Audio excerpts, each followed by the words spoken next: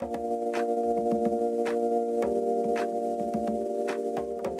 day, welcome back to Young Farmer. I am your host Tashlyn Louw, where we sit down and interview young farmers who's taking the farming industry by storm. Today we are introduced to Antoinette Molopo, who is a 22-year-old farmer who has studied BCom in Business Innovation. Antoinette, welcome. Please do tell us a little bit about yourself. Thank you so much, Ms. Louw. Thank you for having me. My name is Molopo Antoinette. As she has already mentioned, I am a 22-year-old farmer all the way from Limpopo, and I've studied BCom in Business Innovation and Entrepreneurship. And yeah, thank you for having me. Lovely. We are very excited to sit down and talk to you and get to know more about the farming industry. So we're going to jump into it right away because I know people are very curious and excited to hear what you have to say today. And I know that you are 22 in the farming industry, being a female in the space, very amazing. Congratulations for that. Thank you so much. But what made you go into farming? What made me go into farming? I don't think I had a choice. I just had to go in. I had to be in farming because growing up, I worked closely with my dad. I mean, he was also into animal production. And now when I'm older, people are always like, hey, your dad used to bother you. You'd be following sheep around during the day and stuff. And I'm like, I really didn't mind because I was enjoying it. So it's been a generational thing. And I hosted the ARC the other day, Agricultural Research Council, and Lovely. they were like, they asked the history about like farming in the family and everything. And I explained that even before my dad, my grandmother, my paternal grandmother was also farming, because my mom, when she got married into the family, she's like, I was shocked to see women milking cows because it was wild. Of course. Yeah, so I was like, oh, so that's where it comes from, because some of the things I didn't know because they came before I was there, but they used to like plow with cows. So those kind of like old school methods they would use. My grandmother was quite feisty, God rest her soul. And then my dad also came into the picture. He was a teacher, then became principal, but he was always like in the farm every day after work and would work together. And when I was pursuing business, I saw that, okay, let me just go into farming. Already I have experience, I know a lot of stuff, and yeah, let's get into it and see how it goes. Lovely, very interesting. So you've been in the farming industry from a young age. Yeah. And obviously you have studied BCom as well at AFDA, so in business Innovation and entrepreneurship, yes. Lovely. So choosing that subject and going into that field, was farming always at the back of your mind? So when it comes to school, I initially didn't even want to go to school because after my dad passed away, I wanted to like pursue a business immediately. So what happened was he passed away when I was in grade 8, and then when I was in grade 9, my siblings, some of them were reading a lot, right? So I took one of my brother's book, my brother Lucky, and before Donald Trump even became president of the United States, I even had to check the cover at some point because I'm like, who is this guy who's saying all these things? Like, I looked at him, I'm like, what? Who are you? But yeah, I took that book. My brother had bought it. I even like found, I don't remember if it was 50 rands or 200 rands. In high school, that was a lot of money. Yes, I found it in the was. book. But yeah, I started reading books. I started reading up on business there, and I started making business plans about how I'm going to take over the farm. But at that time, I think I was still very young, and there was only so much I can do. So eventually, I just put it off, focused on other things, like still in business though, still reading, still learning, engaging with people my entire high school. And at that time, there was this thing that education isn't that important. Yes. We need to hustle and everything. So I also got into that culture. I even didn't want to go to school, but after COVID hit, because there was money that was made, the comfort was there, the success kind of like came through, even like maybe through other people who I was engaging with, so everything was proper. But after COVID, like most of us had to go back to the drawing board, of course, which we did. And I was like, okay, while I'm still like checking out what I'm going to do, let me go to school, right? And then I did. I enrolled at AFDA. In high school when I was in Kelvin, I was actually like a photographer. So we had this thing called a club. So when they'd go clubbing and everything in high school, I was taking pictures and making money. Like I'd make 2K in a day. That was a lot of money. So you then. Always had the hustler spirit inside of you. And when I enrolled it after, it was that thing of I wanna, do the film thing since I'd done it in high school, so let's see how it goes. But I saw the prospectus and I saw the course. It actually took me time to decide between motion picture, because it deals with your directing, your cinematography and stuff. I don't know, because I didn't actually pursue it, but I saw the BCom and it was very interesting. It has marketing and sales, it has project management, it has business strategy, which I majored in. It also has startup finance, UI UX. Now I think they changed the name into something like more tech based and everything, but that's where you learn about like all the innovations that exist, all the agri-techs and everything. And then I was like, okay, interesting. And then in my first year, I enrolled in the Milk and Muzipe competition, whatever, because I was just trying to find opportunities. School was still boring at that time. But eventually I realized the importance of education. I'll be begging more degrees and honors and PhDs. Yes, of course, definitely. And also for our listeners that can hear, it ties in with farming, because you wouldn't necessarily think that you need an education for farming. You do. But going into the space and studying what you studied in business, it ties in, because now you get to run your own thing, manage it properly. So that's very inspirational. And then tell me, who was your biggest inspiration? I know you did say that farming was in the business, so it tied down from your grandparents all the way down to your father.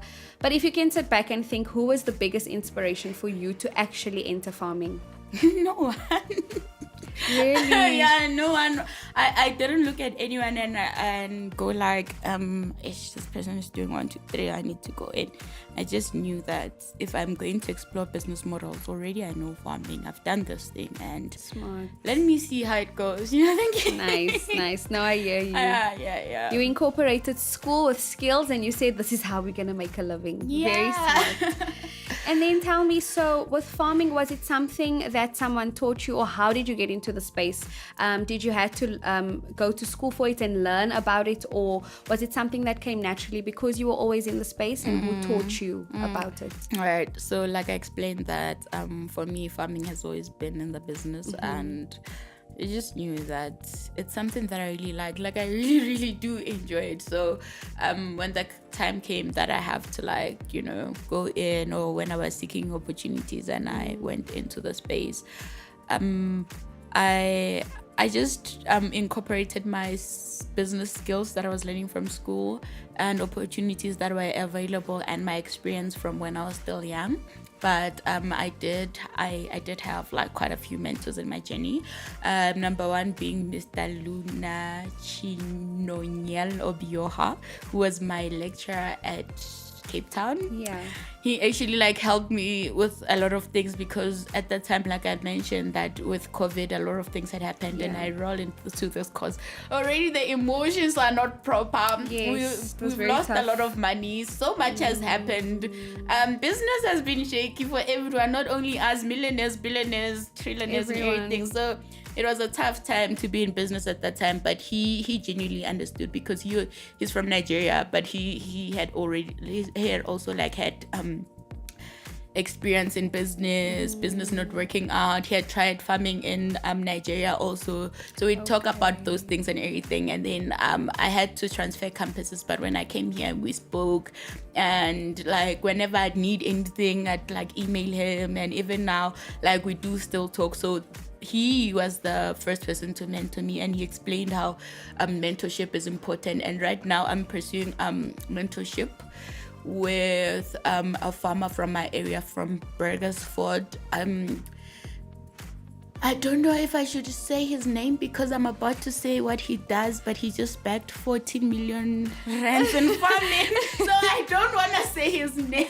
No, it's okay. Yeah, but he's very inspirational, because Burgersford is only 60 kilometers away from my house. Oh, lovely. And the mentorship right now, we're still exploring. I told him that I'll text him tomorrow so we can finalize everything, because I'm busy. So I can't really like speak more on that, but that's where I'm exploring mentorship around. And he's been begging awards, but he got 14 million after 10 years of being so there in definitely farming. is money in farming, But can you imagine how long 10 years is? it's very long. Yeah, because you're gonna need to buy a shirt sometime, but you have to buy fertilizer with that money instead of buying a shirt, you know? Yeah, no. So it's crazy. Speaking of money, because we're already on that topic, how did you acquire the necessary resources in order for you to get the land, the resources that you need to start farming?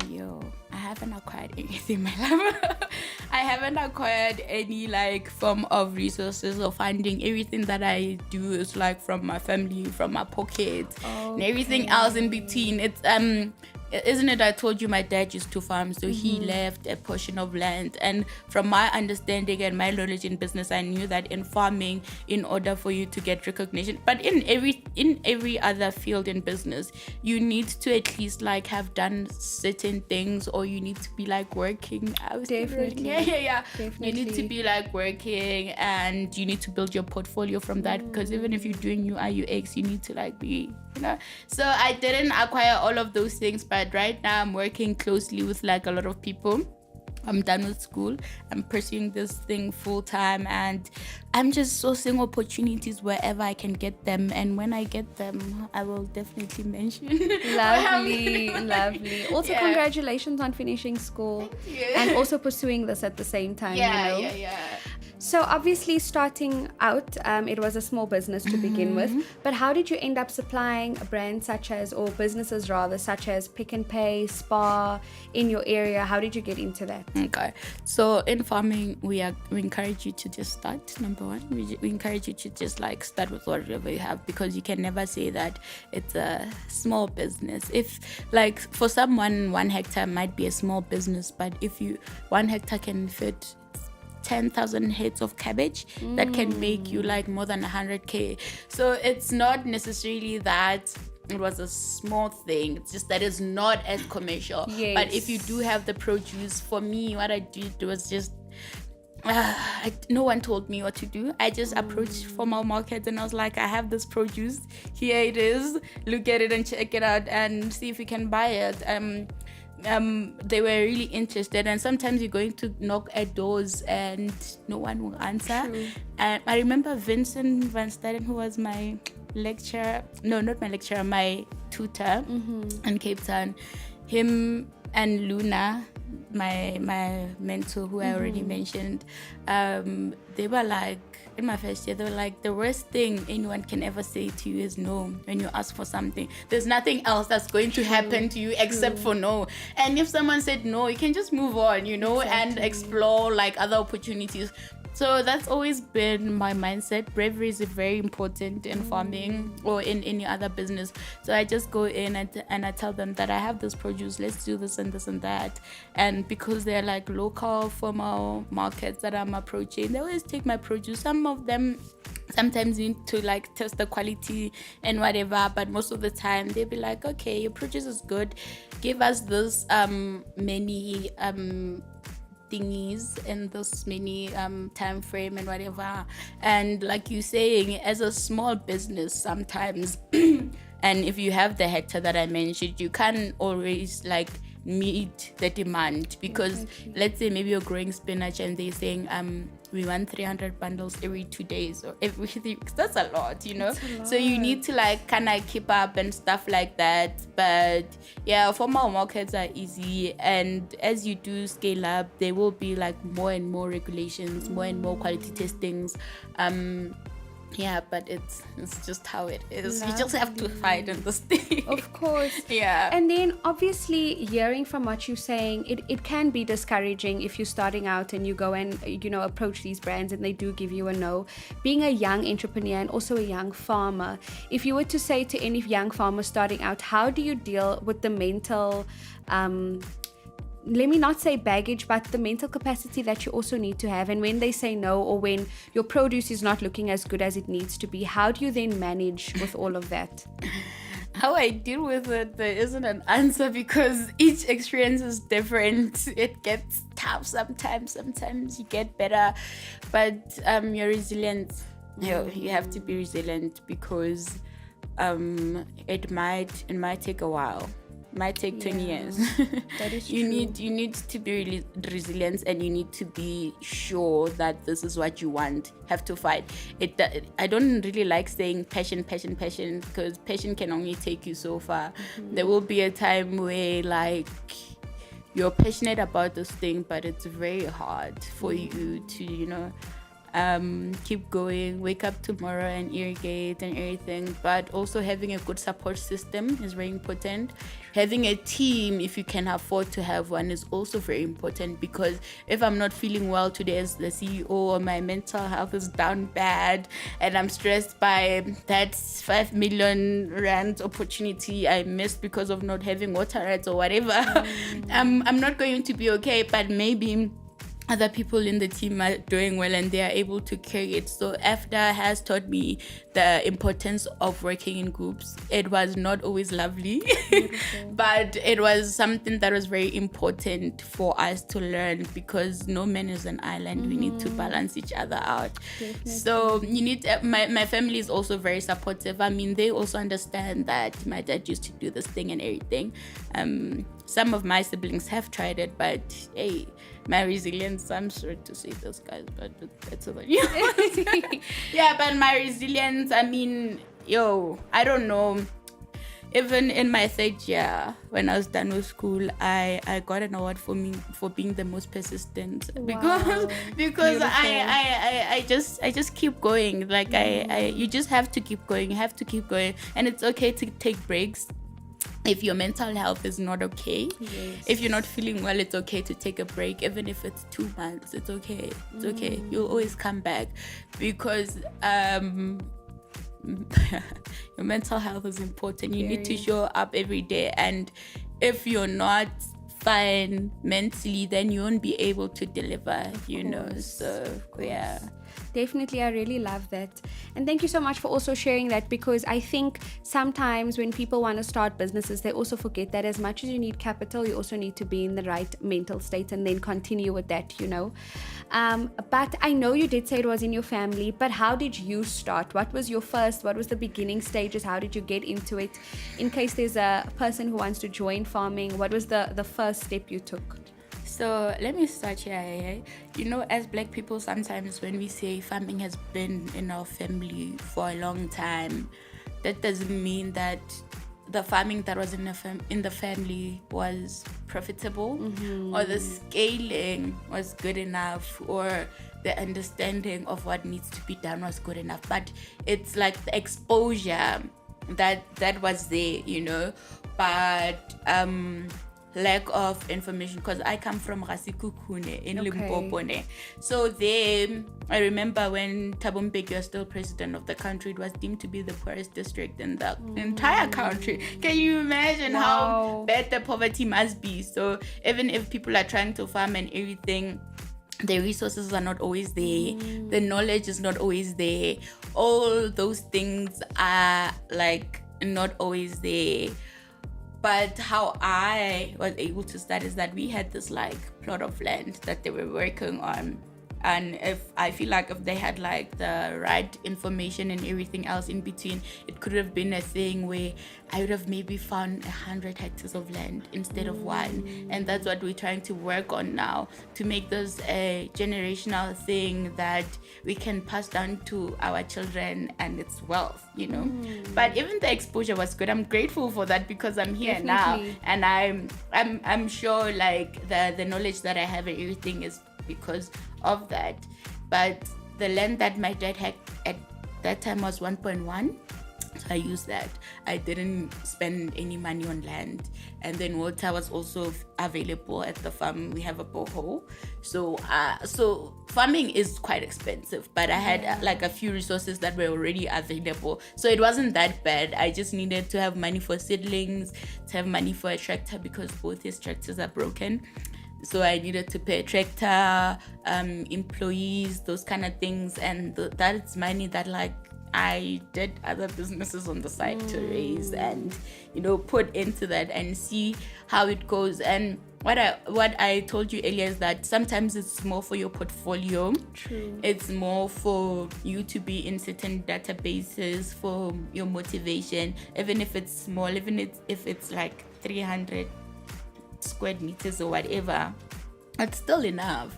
You don't have to have 100 hectares because it's hectic. You need to learn so many things, especially if you didn't study this thing, because it gets strict. This is food that people are going to eat, so it really needs you to know what you're doing. And as you just start working and focus on whatever you have, what you have is good enough. So yeah, I hope that answers your question. No, it really does. It really does. And it gives a real insight onto how you can start where you started, and that you don't need to start with a lot and you can build yourself If up. you have a lot, please start with a lot. Because the more you That grow, would the work. more money you make. That would yeah. work. If you have a lot, start with a lot. Because we also need to stop glorifying this thing of small businesses, startups and everything. If you have, why not? go all in, risk it all. If you lose, you lose. But true. for me, I like people who are willing to go big. So if you have a lot, start with a lot, because the more you grow, the more money you make. And what I like about crop production is that the learning cycle is very small. Yes. So if I plant spinach this term or whatever, and I attempt to do it after this entire season, I've failed, but I have 3 more seasons to go. So the learning, I can learn the next season, the next season, and the other season. So go big if you want, if you can, if you have the resources. Yeah. And then I am very curious, when you started up, were you manually, physically involved in it, or do you have to start up with a team, a tractor, or do you think it is manageable even to go manually work with everything and then go to your stores and the brands and ask them to work with you? Or would you suggest that you do start out with a team, a tractor and everything? Okay, so as I've mentioned that I majored in business strategy, right? So what we would do at AFDA in our teams was that we'd have certain roles assigned to us, and then business strategy would oversee all of them. So that's what I'd normally do, right? And I really value the importance of a team, right? I really value teamwork. I value teams, but it just has to do with you. I feel like most of the time all of us come through and come with this blueprint that you must do 1 2 3, must do 1 2 3. It hardly works like that, because even with your experience, I might give you a blueprint, but you might come across people who are different from the people I've come across with in my journey. And it's all about you. It's you against you in business. No one else, everybody else, because all the decisions at the end of the day come down Moana, And in terms of having a team, when I started, yes, my mom is in Limpopo, so she was the one overseeing the operations, but there was employees, because I was still in school at that time in 2022. But in December, that's when we were selling, and I was able to be home. My employees even took a break. I was doing the harvesting, the selling, the formal markets approach, the everything. I don't mind doing everything. I'm really hands-on. I'm always all over the place. My mind can't focus on one thing. So it helps in entrepreneurship, or I'm all over the place and I'm able to do this and this and that. But if you can afford a team, please have a team, because it's going to help you, and you're going to have people who are more knowledgeable than you, because they only focus on that. And as an entrepreneur, you focus on so many things. True. You forget some things get but if someone deals with marketing only, they deal with marketing, nothing else. If someone deals with your digital stuff, like your UI UX, or your all your digitals, they deal with that. Your graphic design, they deal with that. And that's what they know. I might know all those things, but because you spend so much time on this thing, you know it more than I do. So it's very, very, very important to have a team, because I really mentioned this. It's going to pick you up. It's important to have a team. Yeah. Definitely. And then tell me, what type of challenges did you face being a young farmer? And not just only being a young farmer, but also being a female in the farming space. What were the challenges that you faced? So far, there's really a lot of support for female farmers, because I've heard like certain guys in certain places complain about maybe how females sometimes get funded before they do. And it's understandable, because if the challenges that we face, I feel like they're much greater, because as women, sometimes people tend to say we're emotional. Not necessarily that we're emotional, it's just that we come across situations that are difficult because of men, you know. This is a very male-dominated industry, and people will tend to take advantage of you. But I think what's very important is that you stand your ground, and if an opportunity presents itself and someone is saying no, but I need to get this in return, there will be another opportunity. That just let it slide. If you have to report someone, please do it. If you have to, you know, because this is very serious and it's something that people hardly speak about. I'm Betty, I'm from Limpopo. I watched Skim Sam when I was young. I don't know if anyone remembers, but there was a thing where there's Sonti and Lahasa or whatever, business and stuff, and a woman and a man coming together into business, and the man being some type of way, it like kind of, you know, dilutes the potential of maybe that woman, the potential that she could have had, how far she could have gone in her career. And so when you come across those situations as a woman, just stay back, like stand back and remove yourself, stand your ground, because I've had this experience. And what's nice about it is that after I was like, nah, really? And eventually, after 2 months, the guy called again and he was like, no, but I still need the produce. I'm like, nah, you sold out, so there's nothing I can do, isn't it? You are being weird and stuff, and now it's like this. So it's very important, because hey, men will see you as an object sometimes, and not as an entrepreneur. Or they'll feel like, I don't know what they think, but yeah. It's very nice that you could highlight some of those things, because me sitting as a female, I would have never thought that could have been one of the challenges you face as a female farmer, you know. And it's a very sad case that we're living in. But if you could give advice to a young female farmer, or just someone who wants to start farming and who is a female, what type of advice would you give them? Just be brave and confident. That's all. Be brave and confident. Nothing else. Because other things, I'm going to go into technicals and I'm going to talk a lot and everything. But if you're brave and confident, you are able to take on whatever challenge that comes through your way. Whether you've like gotten this level of advice, mentorship, or whatever. Stand your ground. Know what you want. Keep fighting. Keep going. Opportunities are a lot. They are a lot. You keep going. Keep looking for more. If this door is closed, keep going, and just never compromise yourself, you know, because for us women, I don't think like we're men like that, that we can, you know, just do these things. True. Very beautiful. Yeah. And then tell me, on your farm, what type of crops do you produce? Right, so we have chilies, a variety of chilies. I have habanero, curry chili, jalapeno, and we might like actually grow more as time goes on. And then we do grow tomato, the oval ones and the round ones. And then we also have cabbage, spinach, beetroot, and pepper. But the pepper market is quite shaky, you know, so most of the time is the one that we take to formal markets, because it's not really a staple in Limpopo. Like, because I spoke to someone and they were saying in KZN a lot of people use like green pepper, but for us in Limpopo, green salad once in a while and everything. So because sometimes we do sell to households or like to street vendors, and they also have to cater to the market that is around, you know. So if we producing these things, they have to buy it and take them to the market. Even the formal markets, we still have to sell to those households. So green pepper doesn't really sell that well, but tomato sells because we put it in everything. I mean, we eat morogo in Limpopo, so you put it in there.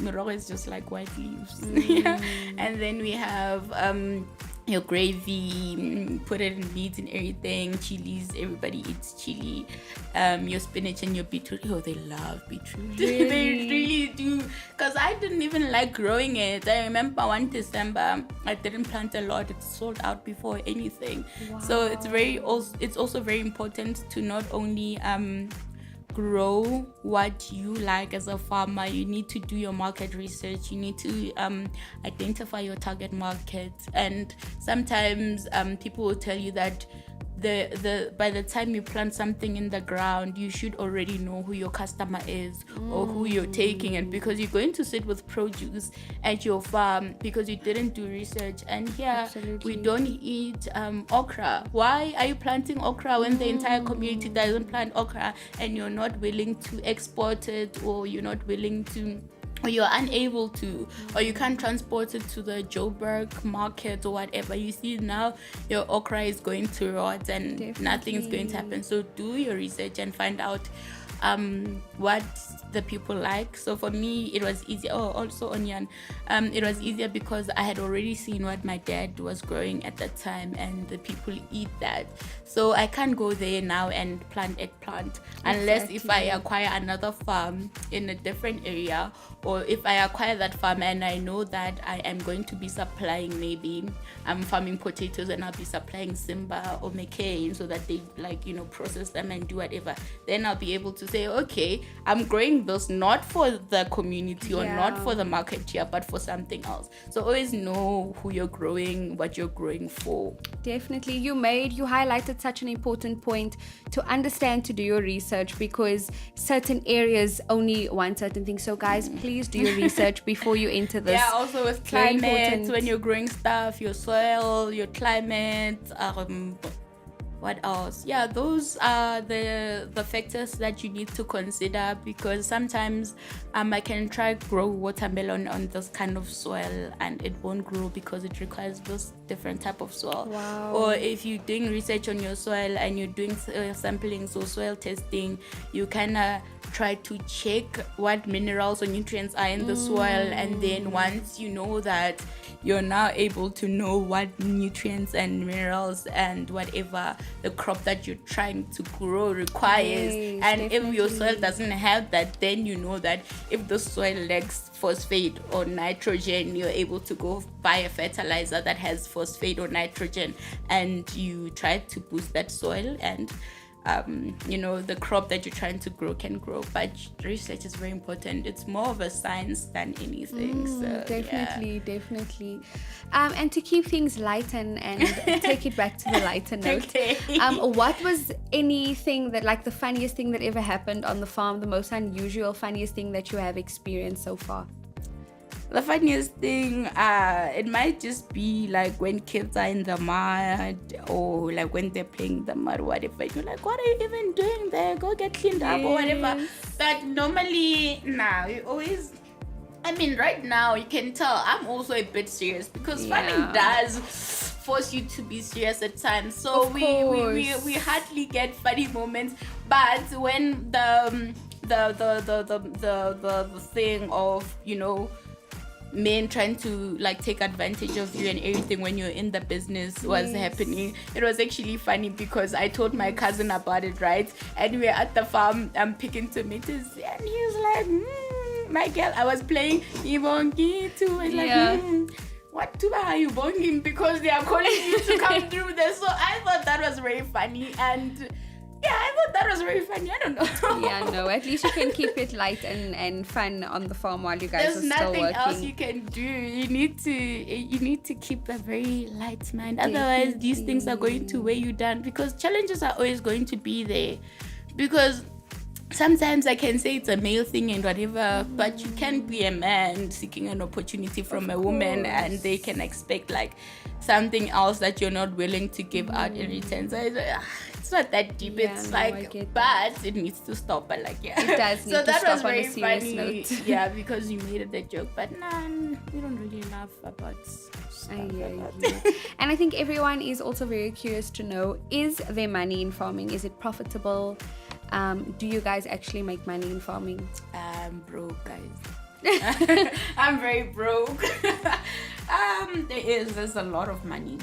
There's a lot of money. Like I told you, the more stuff you grow, the more money you make. But if you're growing 10,000 times 100, I think that's a million. Yeah, it is a million. Look at that. So it can be profitable. Just from 10,000, and you're probably going to sell that cabbage for way more money. So it's like with your other things, like people are in Forex will tell you that in Forex, you make more money if you have more money in the account. So if I enter a trade and I have 100 rands in the account and someone else has 10,000 rands, I'm going to enter with a lower lot size. It's the same with farming. I'm going to enter with less heads of cabbage, and then someone with 10,000 rands account is going to enter with a bigger lot size. So if my lot size is 0.01 and their lot size is 1, if we enter the trade at the same time and I make 10 rand, that person already made like 1,000, So if I grew,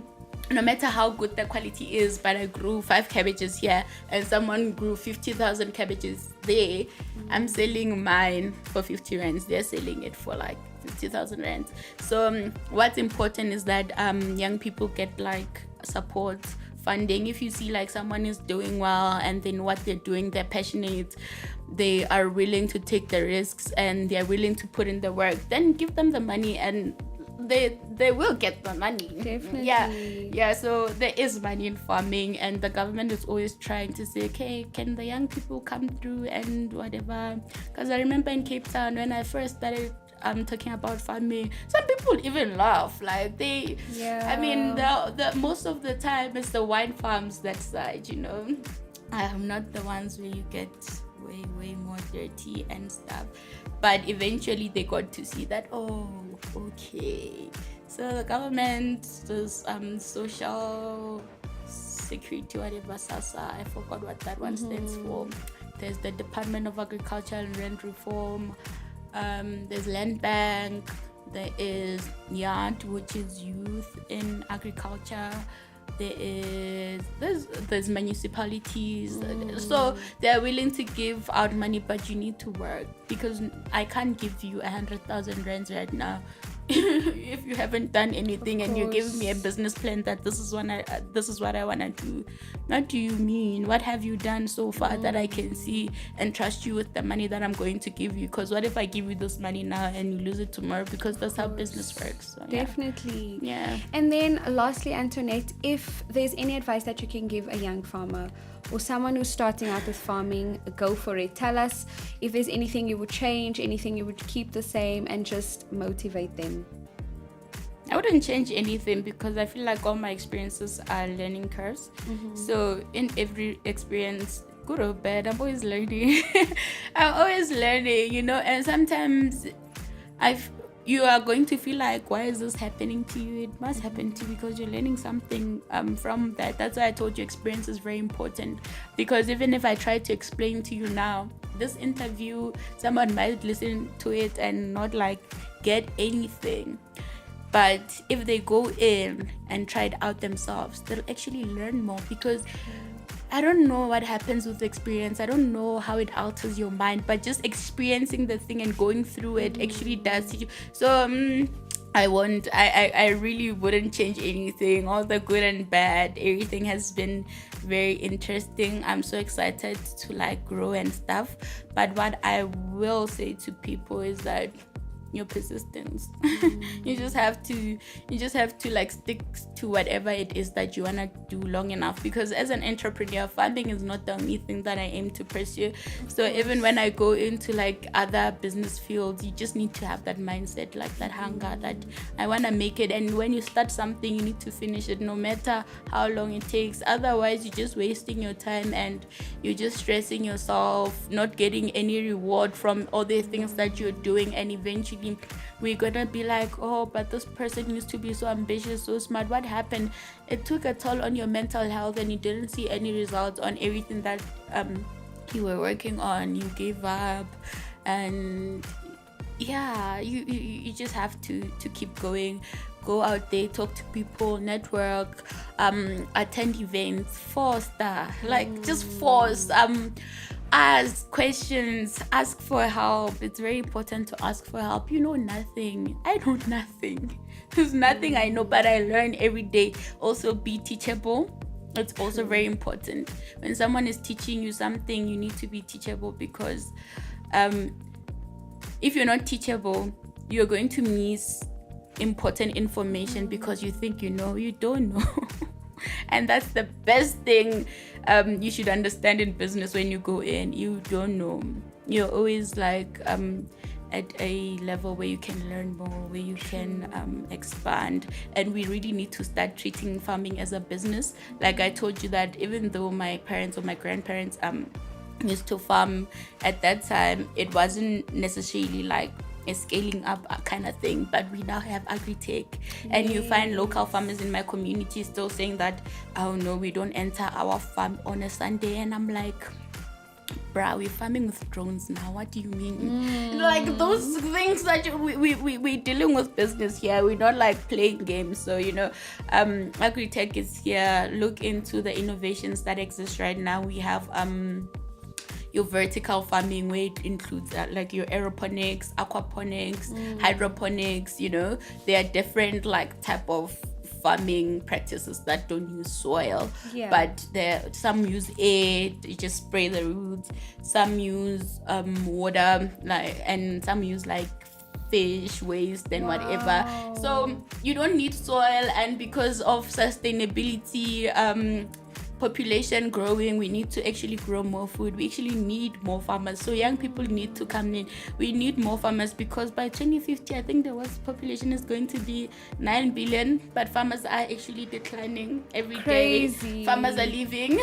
Crazy. And young people still don't have land, but if you work hard enough, you will get the land. I'm also like, you know, but yeah, you need to explore those innovations. Robotics, where you also like your apps that helps with like certain things, certain challenges that exist in robotics, like harvesting robots. I know it's going to take jobs, but we've been doing this from first industrial revolution to the fourth one right now. So your robotics, your weed identifying robots that get rid of weeds or pests or stuff like that. So you should really like be looking at where you're going in the next 25 years, not just now. And I know environment can be a factor.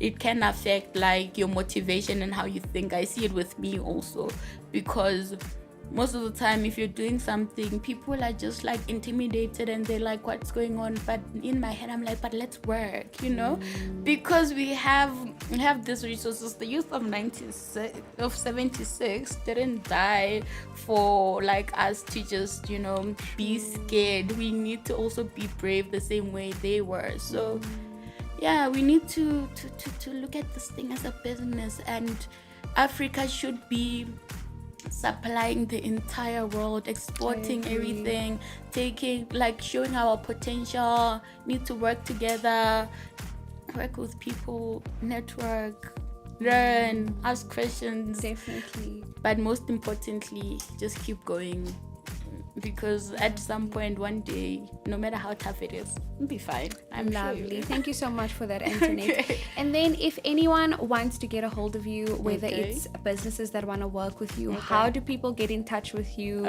Yeah, how can they reach out? Okay, so on Instagram, I'm Antoinette Molopo. Molopo is my first name. Antoinette is actually my second name, and my surname is Molopo. So you can just say Antoinette Molopo. I think I normally use that username on my social media platforms, those two names. And then my company name is Karoyama Farms, which stands for Karoyama Humo Aga. So and it's Betty. In English, it means the builder of my wealth. Beautiful. Yeah. So you can also just check out my social media profiles. On TikTok, there's only one. That's just Antoinette Molopo. On Instagram, there's Antoinette Molopo, and my farming pages, which is Karo_Yam_farms. Don't have Twitter yet. Not strong enough for that. Still building my. I'm joking. And then what else? On Facebook, there's also Karo Yama Farms and Antoinette Molopo, and yeah, on LinkedIn, there's also Antoinette Molopo or Antoinette Molopo. So yeah. Thank you so much for that. And Antoinette, thank you so much for joining us today and giving us so much feedback on how it is to farm and what it takes, and for motivating the youth and being such a strong-willed individual, a female that is fighting in the young farming industry. So I acknowledge you for that and congratulate you.